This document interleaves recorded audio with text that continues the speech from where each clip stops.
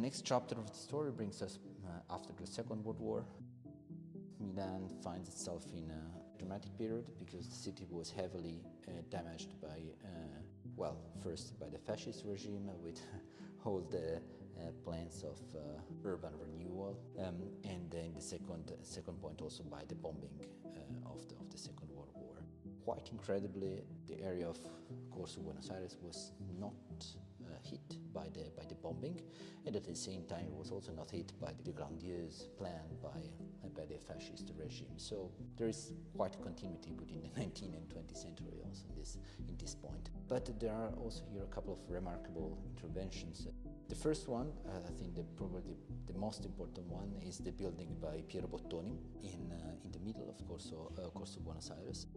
The building is important under many aspects. First of all, because it was one of the first buildings in which Bottoni was able to express his idea on the city, or better, of how to intervene, how to work with the historic city with a modernist approach. And the second, because it was one of the first that kind of broke with the urban rules that were active in that period in Milan. The idea of Bottoni was that the city, or the historic city, has to work with density in terms of construction, but at the same time also density in terms of activities on the street level. And this building, I think it's a diagram of it. So it's a podium of 3 floors in which you have the activities. Originally there was a theater, there was a cinema and shops, and on top there is a tower that reaches the 50 meters, that comes to the second point, that at the time in which the building was built, at the beginning of the 50s, the limit in Milan was 24 meters, and this building was the first that was able to go above the 24 meters. So this point of podium, of plinth and tower, in the idea of Bottoni, should have been replaced or should have been used all over Corso Buenos Aires until Piazzale Loreto to create this urbanity. We can also see the same approach in Moretti, in Corso Italia, and in different other projects. And in the second point, it's extremely interesting. The ground floor, how it was envisioned by Bottoni, is basically a duplication of the commercial space of the street. So the plinth is crossed, or should have been crossed, by 2 galleries, orthogonal galleries, multiplying the access and the activities. His proposal was to build a parallel street to Corso Buenos Aires that would be a shopping axis with a different scale compared to Corso Buenos Aires, the scale of the gallery, that would run up to Piazzale Loreto, and that would be just for pedestrian use. Let's don't forget that after the war, the use of private vehicles raised considerably, and Corso Buenos Aires was a place for cars. So Bottoni's design would offer an alternative quality, the quality of the passage. This idea of the gallery that is pretty widespread also in 19th centuries in Italy and of course in Paris, has been reinterpreted in different buildings in Milan. And also here in Corso Buenos Aires, we see other 2 buildings that try to interpret this idea.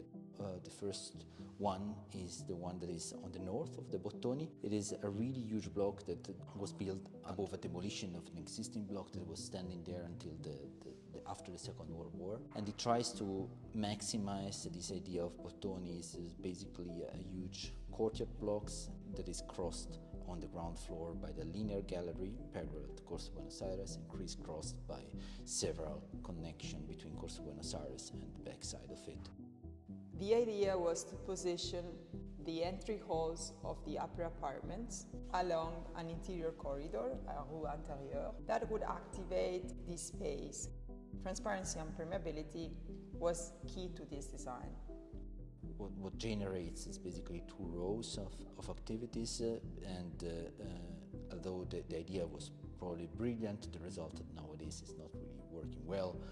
Many of the shops have closed the windows towards the internal side of the gallery, and actually the only really active side is on Corso Buenos Aires.